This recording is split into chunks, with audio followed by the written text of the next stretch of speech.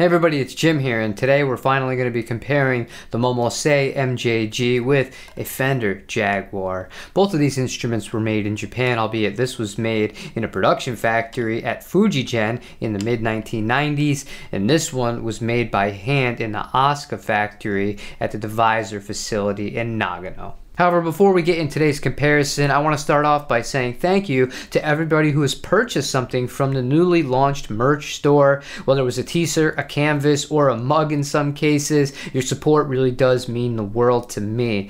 Down below is a link to that store, as well as affiliate links and things of that nature, and you can always hit the like and the subscribe button. I would really appreciate that as well. However, I do want to start off here with some basic specifications on each guitar. I'm not going to get too deep into this. However, we're going to hit the important stuff. This guitar is as traditional as can be. 7¼ inch radius on a rosewood fingerboard. You do have two specially voiced Fender pickups on this instrument. The 3 slider switch, which really isn't going to impact the tone one way or another, whether or not it's a 3-way or the traditional setting on here. You got the vibrato unit that is typical of a Fender Jaguar, 1 meg pots, and the traditional rhythm circuit. And finally, the body is made of basswood and it has a poly finish. And now for a brief overview of the Momose, I realize it is currently missing something which we will speak about after the sound demonstrations, but specification wise, still has the 24-inch scale length on it. However, the rest of the neck specs are a little bit different. You do have a slightly flatter radius on this guitar, 8.25, as opposed to the Fender's traditional 7¼ so it's a little bit flatter than straight up vintage, but not as flat as the Fender Modern Radius, which would be 9.5. The fret wire is medium jumbo. Moving on to the electronics, Linda Fralin pickups, the absolute best in the business. Mastery bridge, mastery vibrato. Again, doesn't get much better than that. As far as the rest of the electronics themselves though, really traditional for a Jaguar. You still have your 1 meg pot here and your traditional rhythm circuit. They opted to go with a 3-way selector switch instead of the sliders on this guitar. And finally, this is a nitrocellulose finished guitar that has an alder body. For today's sound demonstration, we're going to be using the Tone King Gremlin amplifier. The reverb that you'll be hearing will be from the Strymon Bellante Spring Reverb, and the overdrive will be from the Benson preamp. It will be mic'd up by the SM57, going straight into the Universal Audio Apollo interface.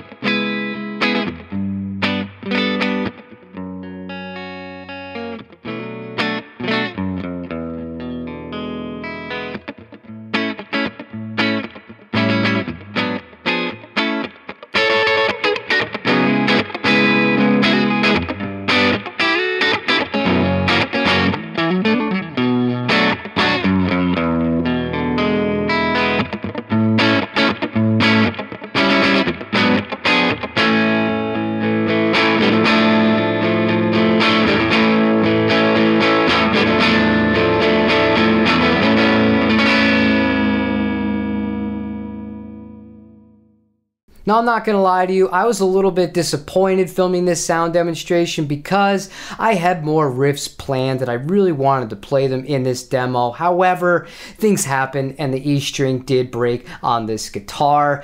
They were older strings and we did just have this guitar tuned down to E flat for a recent comparison we did against a JV Stratocaster. I tuned it back up to standard today and it was pretty unstable tuning wise, and it's just time for new strings. These things happen. But I feel like I was still able to make a good representation of what each guitar would sound like. Starting with this guitar, the feel of this guitar is everything. It is incredible. If you've never played a divisor instrument that was made in the Asuka factory in Japan, if you ever have the opportunity, you have to take it. Even if you don't buy it, even if you only have 5 minutes, I really would say you'd be doing yourself a disservice by not taking advantage of that opportunity if it were to present itself. It's just flawless. This guitar plays so easy. They tweaked the little things about the vintage guitar to make it a little bit more modern without going too over the edge. It's not like this has a compound 12 to 16 radius. This does still feel like a vintage guitar, just a little bit more kind of forgiving, so to speak, and it doesn't choke out nearly as easily, which results in me being able to have the action down just ever so slightly lower than I would on a vintage Fender radius of 7 1/4. And when it comes to the sound, this thing is absolutely lights out. We have the best of the best Lindy Fralin pickups. Combine that with the fact that you have the full mastery assembly here between the bridge and the vibrato system. This is as good as you're gonna get. This really is, and this guitar isn't just hype, it is one of my favorite guitars that I have in this room. Now, despite all that overwhelming praise that I just heaped on the Momose, there is still something about these Japanese Fender Mustangs that I absolutely love. It's a little bit more of a fight to play it between the little baby frets and, you know, the neck shape is a little bit thinner. It's the narrower radius, yada, yada, yada. You have your vintage style bridge, which I don't really have a problem with. Once you get one of these things set up well, not something that you have to rush out and replace.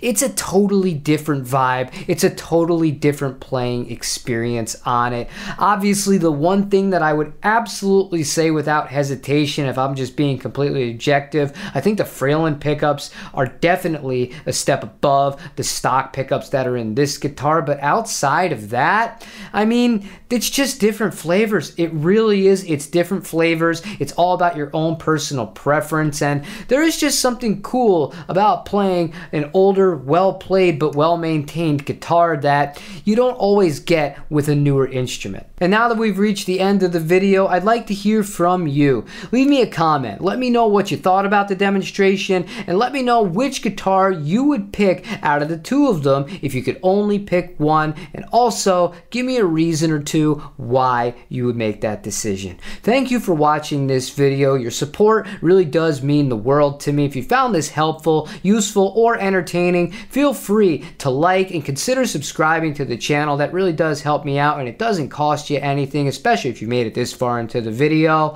Have a great day, play your guitar, and don't forget to tell somebody that you love that you do love them. Take it easy, everybody.